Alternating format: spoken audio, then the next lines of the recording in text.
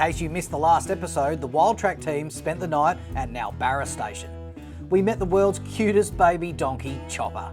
Karen and I whipped up an amazing camp oven butter chicken, and Mike took us for a walk around through his 79 Series Land Cruiser. Station camping is a unique way of experiencing the West Australian outback, and it's an important part of our early settler history.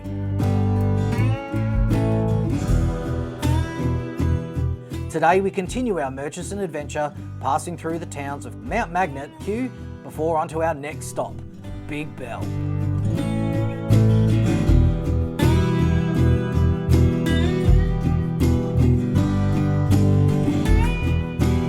Hey Mighty, we've got another puddle coming up here. Looks like a pretty good one.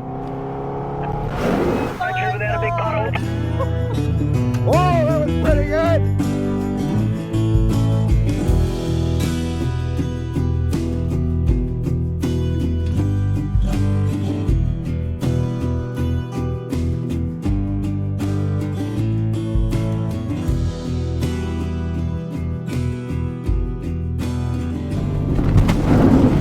Oh, there we go again!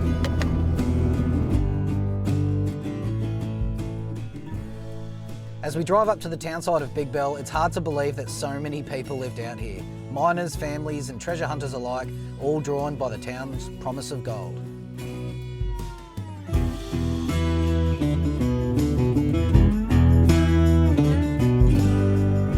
So Tony, this is the township of Big Bell. Here's the pub, designed by the same architect who designed the OBH in Cottesloe. Now you can definitely see the similarities in the architecture to the OBH. At its peak, Big Bell had over 1,000 people living here. They had an iceworks, a theatre, there's even an old church sitting over there, and it turns out the longest bar in the Southern Hemisphere. And you're dead right, mate. And Herbert Hoover, again, the ex-US president, was mine manager here in 1935. Hang on, wasn't he the same bloke down in Kalgoorlie the other day? That's dead right, mate. He was out and about in those days before he became president. Well, look, most of the roads are still in pretty good nick here, so I reckon we jump in the cars and we have a bit of a scout around. Definitely, mate. Let's go check it out.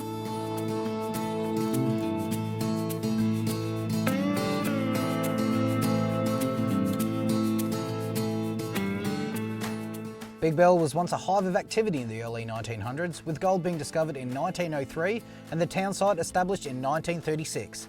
The town and pub thrived for almost 20 years before finally closing its doors in 1955. Like so many of these ghost towns, their fate was closely tied to the gold mine. So in its heyday, they had a hospital here, Tony, and they had 2 churches.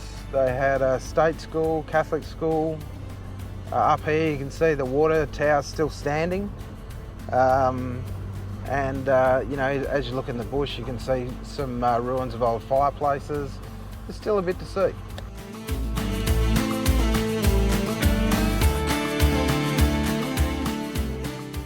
Well, I tell you what, mate, what a fascinating part of the WA history, and it's in pretty good nick considering. Thanks very much for bringing us down here. No problem, mate. And tomorrow I'm going to show you what the publican did in '55 when he had to shut his pub and take his business elsewhere. That sounds great. This area is just full of WA gold mining history, but the sun is in that spot in the sky, so I think we find ourselves a bush camp. During this trip, Dave and I have been road testing the new S4000 jump starter from Wild Track. This is the most powerful jump starter on the market, with a whopping 4,000 crank amps of starting power, a huge 28.8 amp hour lithium battery, and a host of other features, including 4 USB ports, wireless charging for your smartphone, and a heap of other accessories.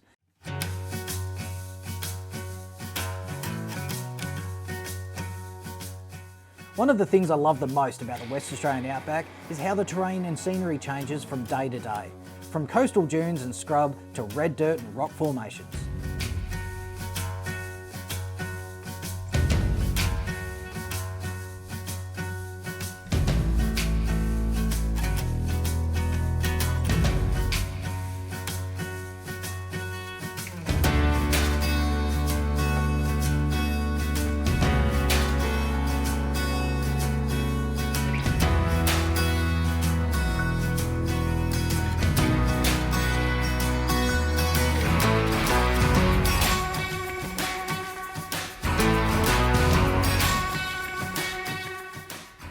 been an amazing day on the Outback Trails with some of the most fantastic sites showcasing WA's most fascinating history.